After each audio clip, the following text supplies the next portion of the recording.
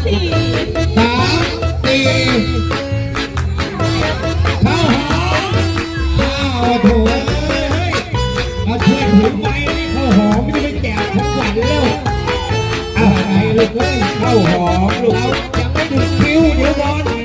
34เข้าไม่ได้ยังไม่ถึงคิวนักเลงก็ลุกมาเลยมีนักเลงเลยรับแล้วเรียบร้อยรับแล้วพี่ข้าวหอม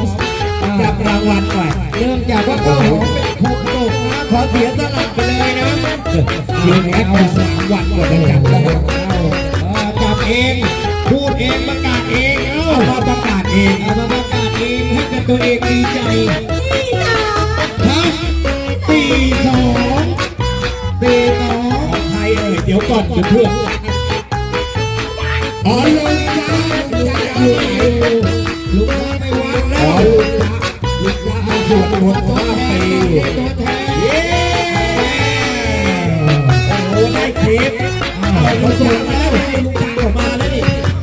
ลุงจ้าออกมาเอาย่อหน่อยย่อตัวหน่อยเฮ้ยเดี๋ยวมันเอาคืนโอ้โหได้คลิปด้วยได้คลิ